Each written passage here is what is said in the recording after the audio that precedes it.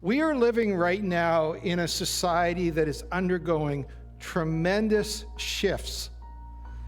Things are changing, and one of the ways the world is changing, not just from COVID, one of the ways the world is changing is how we perceive truth.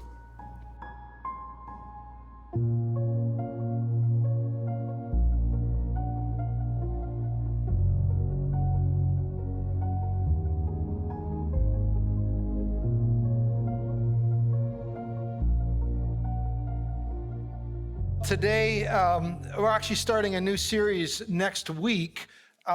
Who is God? This is God. We've been doing This Is Us, and we're now doing This Is God, which leaves me kind of a 1 week grab bag topic that I get to do anything I want to talk about. Well, whenever I have an opportunity like this, I do what's called vexing questions. And vexing questions are things that people wrestle with in our community, in our society, in the Bible.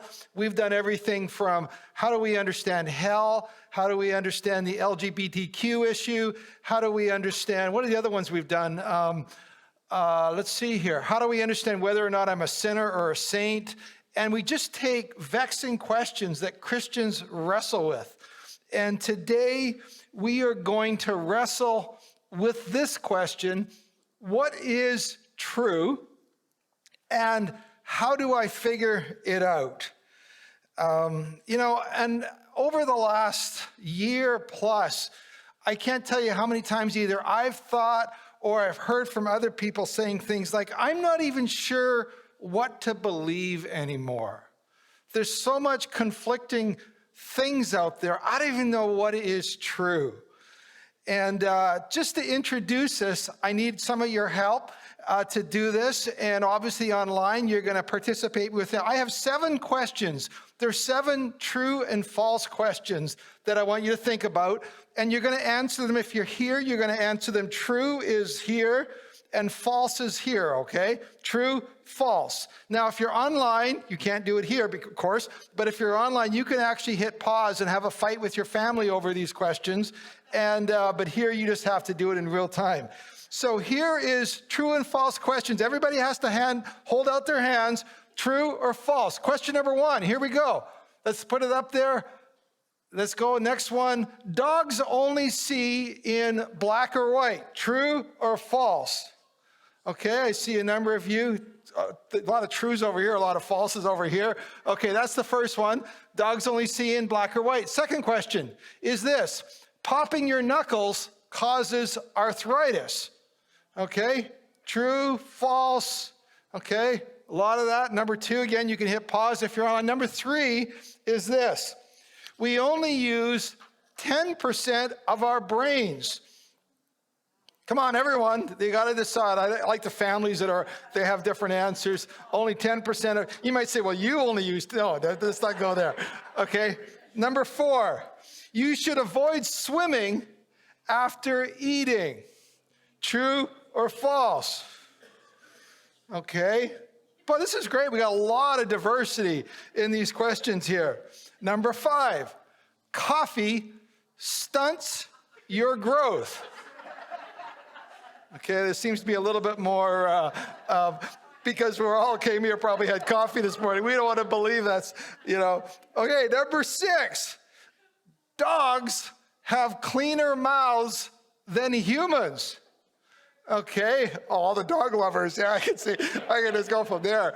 All right, and finally, number 7, if you have a cold, you should take an extra load of vitamin C. I'm looking for what our nurses are saying here. Okay, come on, Ronnie, I'm waiting to hear from you. Okay, there we go. So, now, if you're wondering, there were 7 questions there. The answers are, all of them are false. Every last one of them. Now, if you want to argue with me or argue with your family, do that later. But it doesn't stop people from believing them. How many of you dog lovers or pet owners let dogs lick your face? All those kind of things.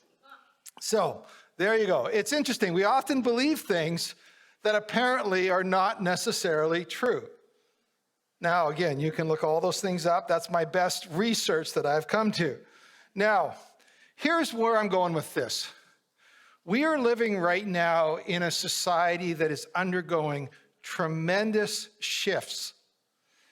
Things are changing, and one of the ways the world is changing, not just from COVID, one of the ways the world is changing is how we perceive truth. In fact, there's people who have called that we are now living in a post-truth society. Other people have used the cute phrase truth decay as part of that.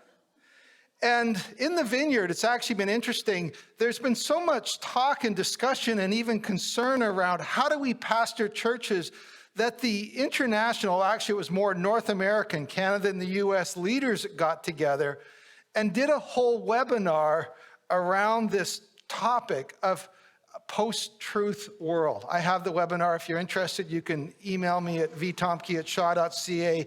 And they discussed these issues. And pastors were struggling with how do they lead people in a world where nobody believes a common set of truths anymore. Not only that, how do they lead a church which is increasingly fractious? That's a big word that means people fight a lot about what is true. So let me back up and say, talk a little bit of what I think and what people who are sociologists are saying are the things that are changing in our society. And I think you could probably say COVID has simply accelerated these things. Here's the first one: a loss of trust in institutions. Remember that old phrase, the truth is out there, from the X-Files? Well, right now there is a loss of trust in institutions, whether or not that is the church, the government, science, medical doctors, health authorities, the banks, big pharma, the news media, anybody that claims to have the truth or say, just trust us, people are going, I don't think so. I'm not willing to put my trust in these organizations anymore. And that has been an accelerated change in our society. If somebody presents something to us as authoritative, there's more and more the response is, I don't believe you, or prove it to me. All of this loss of trust opens up the door to alternative truths. If I don't believe what the majority truth is out there, then perhaps I'm going to choose an alternative truth, or alternative facts, as one political person called it. And that fits into this whole idea of a loss of truth gatekeepers. It used to be there was only a few bits or a few sources of information that you could get. If you watch the news, you watch CBC, or eventually CTV and Global came along, or ABC, NBC. There was a few magazines like Time magazine, but all of those were led by people who had some degree of expertise, degrees, training. They were usually the products of an education system, whether they were versed in things like astronomy, geology, biology, history, theology, you name it. People who wrote or talked on those were often people who had certain credentials. When I was young, my parents bought, one of those traveling salespeople, a set of World Book encyclopedias. And you had World Book encyclopedias growing up, a few of you. I devoured those over and over and over again. I remember my parents saying, well, whether we bought them for anybody, we certainly bought them for Vernon because he reads them all the time. That was my childhood name. And I just devoured them. Or the Encyclopedia Britannica was a little more hoity-toity version of World Book. But the bottom line is this: people who put stuff in there were people who had areas of degrees or expertise. Nobody ever asked me to write in and add my addition to that. Now, what's happened recently, you probably obviously know, is all of those gatekeepers have been swept aside with the internet. We now have basically what's called the democratization of information, that anybody can come up with a truth claim, give it any slant they want, and create a following. On top of that, we have social media that essentially curates the information that receive. I watched this great thing on Global the other day where they took two people and they say, we want you to click on these kind of news articles and we want you over here to click on these kind of news articles. Within 2 weeks, there was no relationship between the things that they were seeing on their news feed. They only saw news that fit with the types of information that the advertisers knew that they wanted to see. Truth in itself has become politicized. Rick Warren, you may be familiar with his book, The Purpose-Driven Life, The Purpose-Driven Church. I heard an amazing article with him. He was just celebrating his 50 years of ministry. Obviously Pastor Saddleback in Southern California. And they were talking about what he had observed in 50 years of ministry. And they asked him, Rick, what do you see as the biggest change in Christians and in leading a church? This is what Rick said. Christians no longer get their identity from Jesus or the church or the Bible. Their primary identity is from politics. That is the primary identity that Christians follow. And the whole idea is that rather than having a kingdom perspective, which we have tried to work through with the Sermon on the Mount, is people give their allegiance to a political perspective and then shoehorn everything in to fit that shoehorn. Now, because everything is becoming political, let me say that again, everything is becoming political, the church is now left with fewer and fewer areas that are not political that they can safely talk about. All of the areas that the church used to be able to talk to no longer can, because politics, the goal is to take over more and more of our thoughts about everything. So you want to talk about justice? Well, that's political. You want to talk about, for example, what's been happening in Kamloops? That's political. You want to talk about refugees? That's political. You want to talk about vaccines? That's political. Face mask, that's political. Racial justice, that's political. Creation care, that's political. Political's taking more and more of our areas and saying we demand allegiance to a political worldview and persuasion. That's a little bit of what Rick Warren was getting at. Of course, if something lines up with our political persuasions, we're inclined to believe it. If something goes against our political persuasions, we're inclined to reject it. So what does all that create in this climate in today's society and in the church? The first one is the climate of doubt. As I started this message saying, we get to a point where we go, you know what? Doggone it, I don't know what to believe anymore.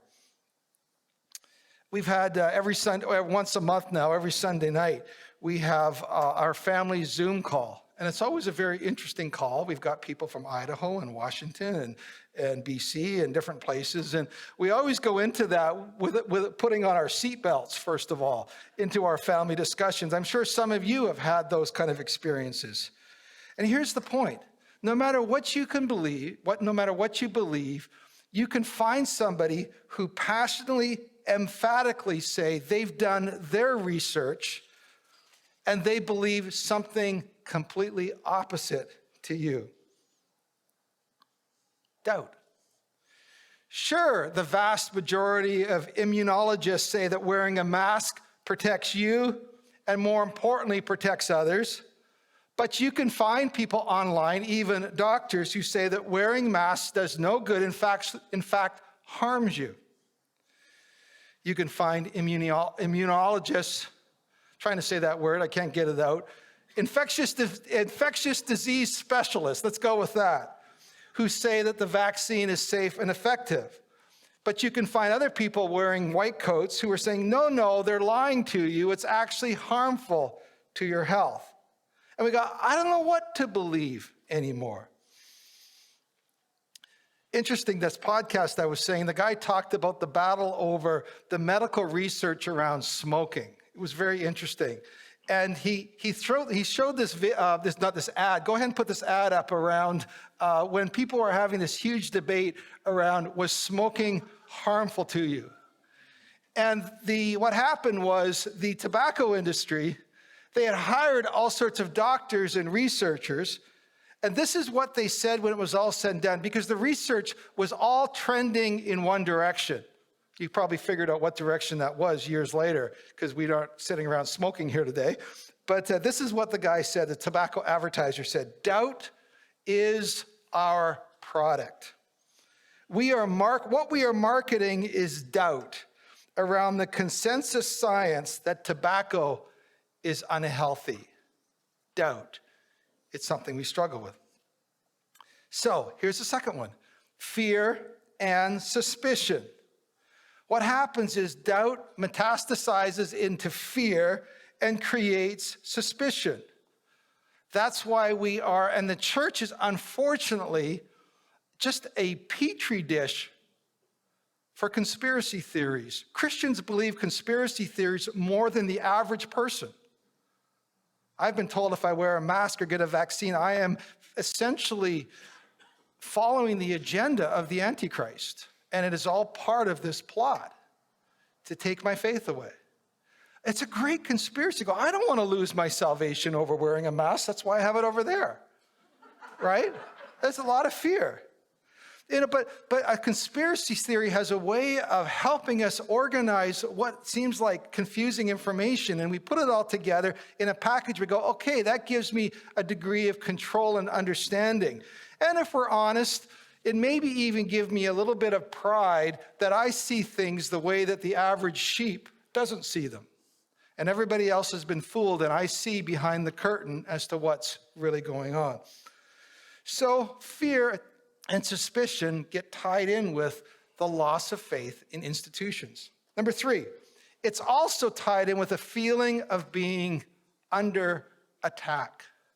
Any Christians feel like these days that we're under attack? Us and them. They're trying to take away our rights. They're trying to take away our ability to worship. They're making it increasingly difficult to preach the gospel or to share our understandings around sexuality. If you feel that you are under attack, then in one sense you feel that you have the right to fight back. My quiet time this morning, Jesus stands before Pilate, and Pilate is badgering him, and Jesus says to him, my kingdom is not of this world. Otherwise, my followers would take up a sword and fight. My kingdom is from another place. Sometimes as Christians, I think we sometimes confuse losing some of our historical privileges with being persecuted. I don't think they're the same thing.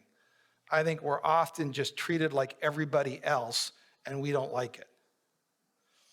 The last one, and this is as a pastor is incredibly hard, is the division we see in the churches.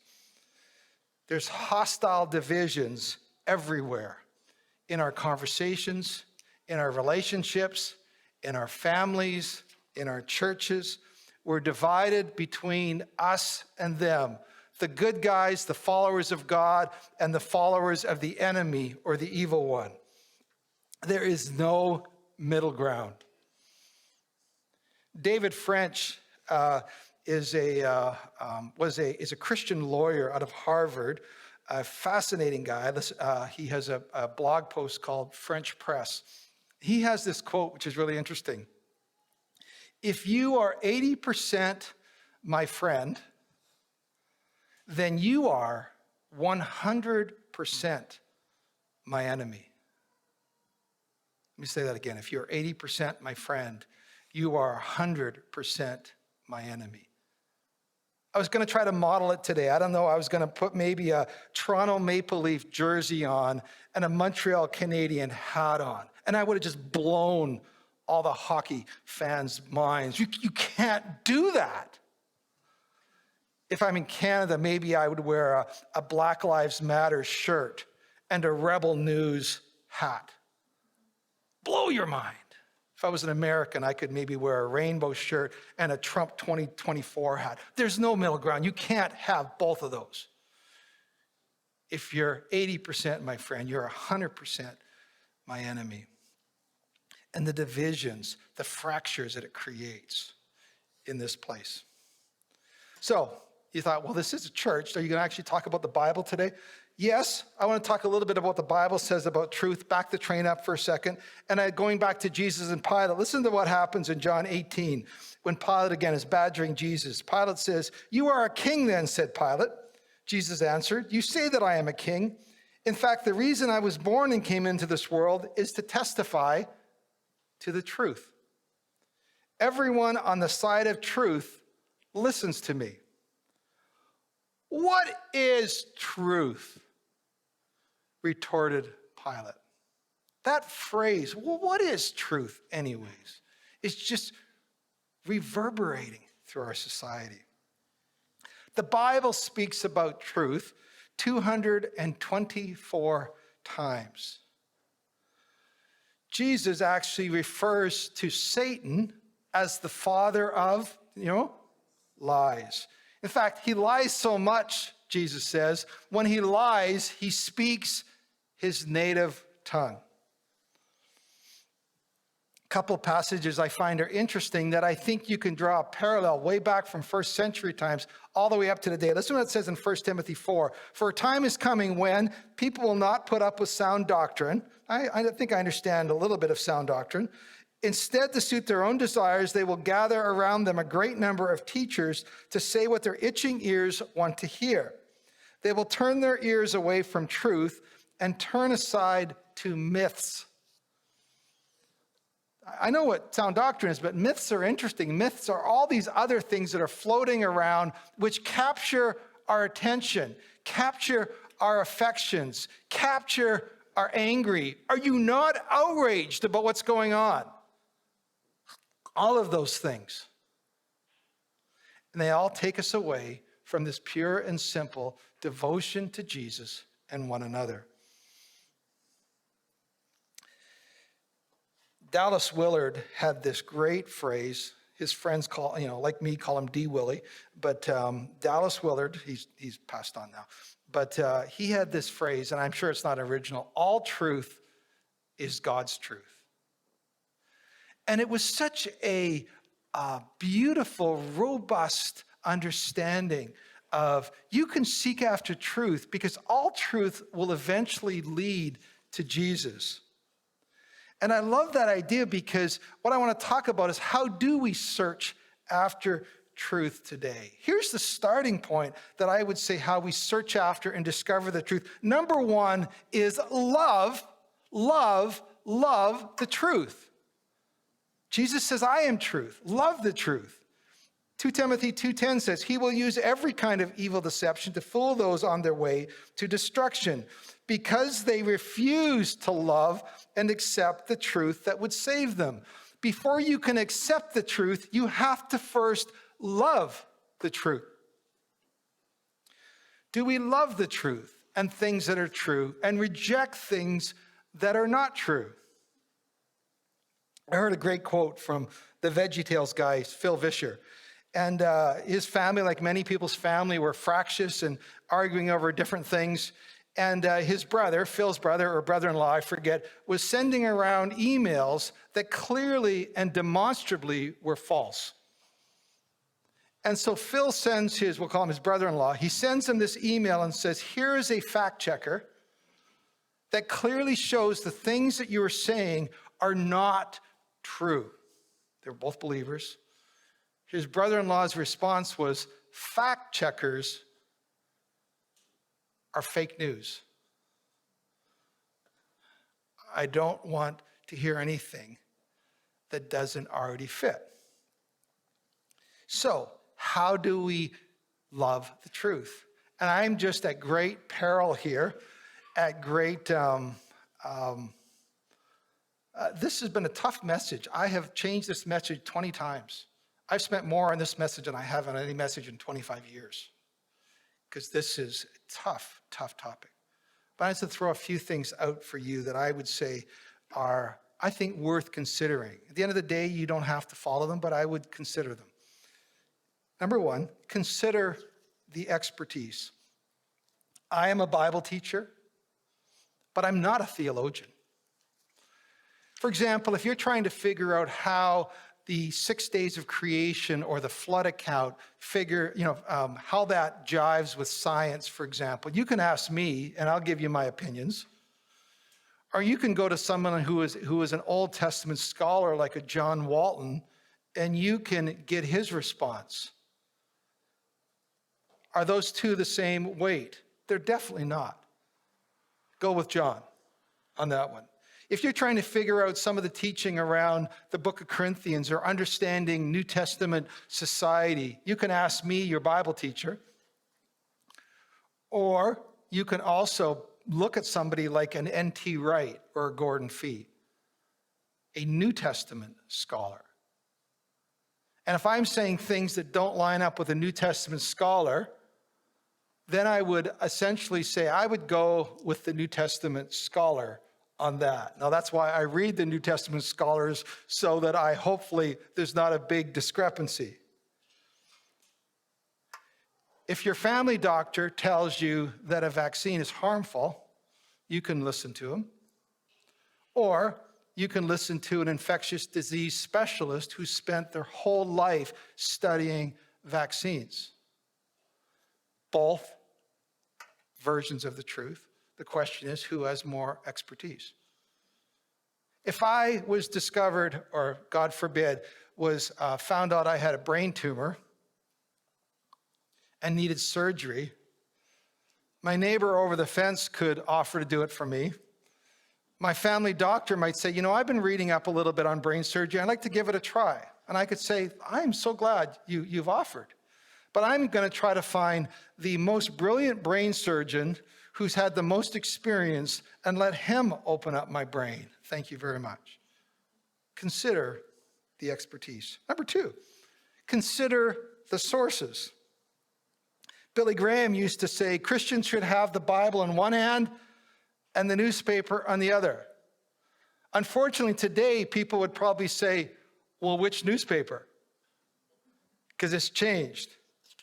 I love to go to contrary, opposite sources of information, and I am blown away at the different worlds they live in. There's actually been an independent, objective, this is an American example, I'm trying to find a Canadian example, of people who looked at all the sources of news information and they ranked them on objective to subjective, fact versus opinion, and left side of the political spectrum, right side of the political spectrum. And they created a graph. Go ahead and put that up. Fascinating.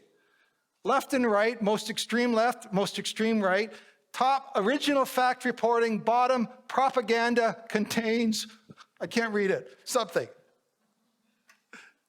By the way, what is the most objective news out there? The Weather Channel. Backed up. But you say, I don't believe that all the time. Backed up, interesting, by AP News and Reuters. They're not either one of them very sexy. But if you just kind of want the facts, if you want that, I can send it to you. So here's the point. That is the first thing. Consider the sources, consider the expertise. And here's the second one, even more importantly, love the truth community. Listen to what Paul says in Ephesians 4. Then we will no longer be immature like children. We won't be tossed and blown around by every wind of new teaching. We will not be influenced when people try to trick us with lies so clever they sound like the truth. So clever they sound like the truth. Here's a quote I heard. Lies are simply truth plus or minus 10%. Wow.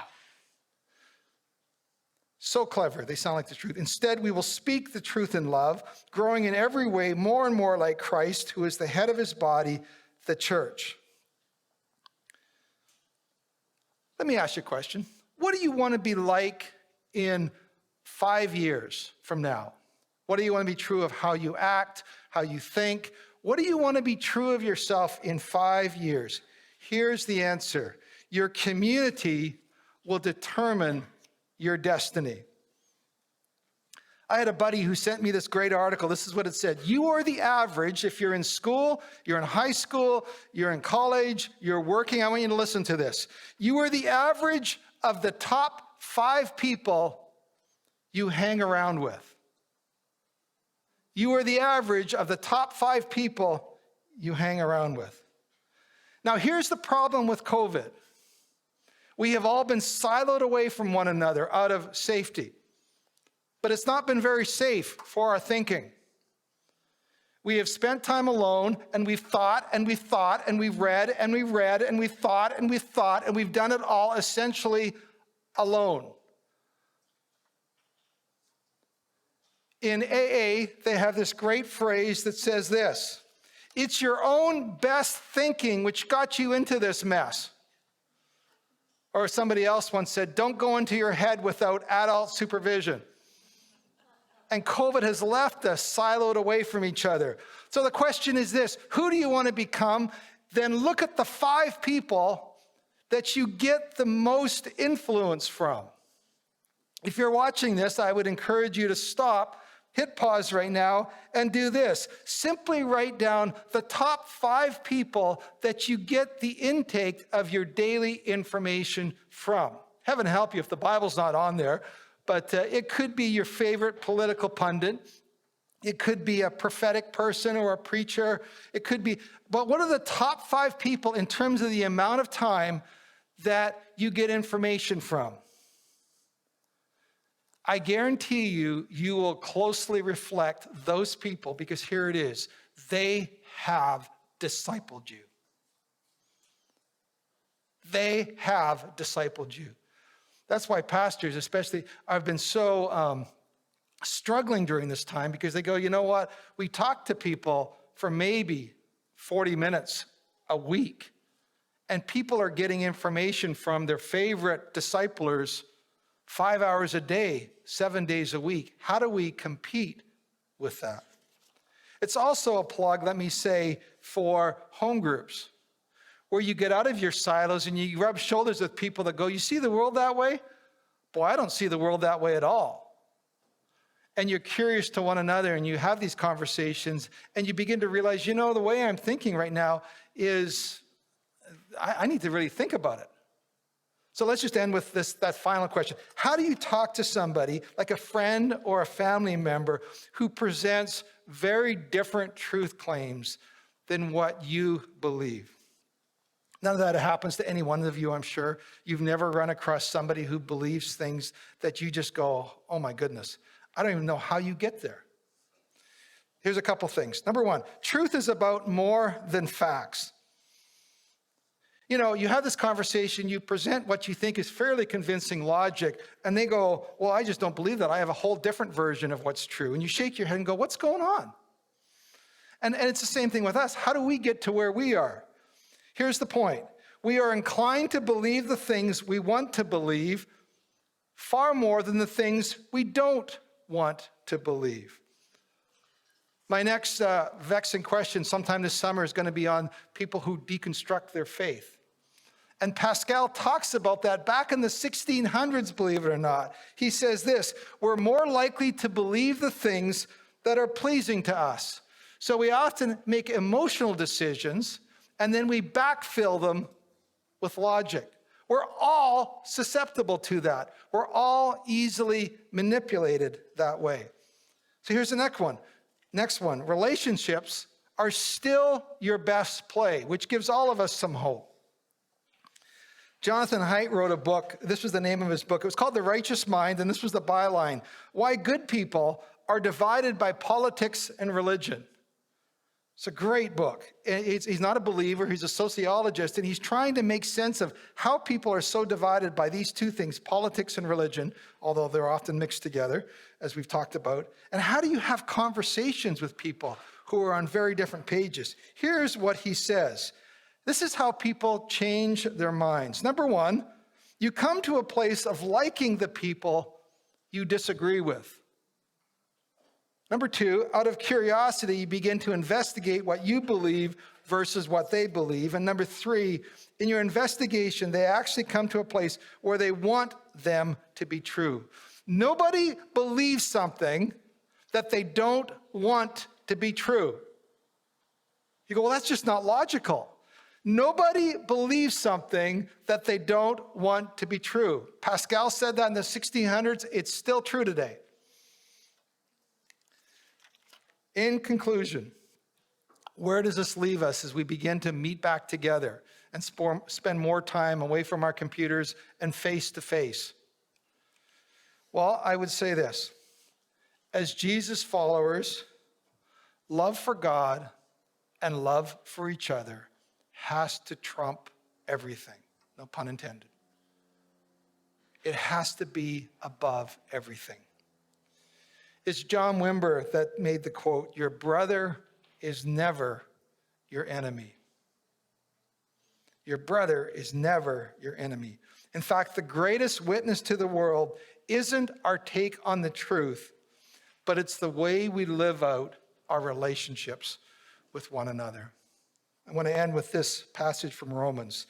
Now may the God who gives endurance, well, we sure needed that these days, and encouragement, we needed that as well, grant you harmony with one another in Christ Jesus, so that with one mind and one voice you may glorify the God and Father of our Lord Jesus Christ.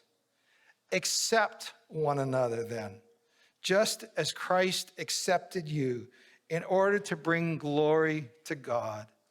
Accept one another. So if you want to stay away from 5G towers, then do that. If you don't want to get the vaccine, don't get the vaccine. If you want to drive a Hummer or not recycle or wear a rainbow shirt or a Black Lives Matter shirt, accept one another. Derwin James, the pastor in South Carolina, he's an ex-NFL linebacker. He looked out one day at worship and he saw somebody wearing a Trump hat next to somebody wearing a Black Lives Matter t-shirt. And he says, there is the kingdom of God at play. Love one another with one heart and one mind. And in order to have that happen, we desperately, desperately, desperately need the Holy Spirit. Boy, if there ever was a time to say, come Holy Spirit, it's now in today's church, today's society. The world is desperately needing us to be the church.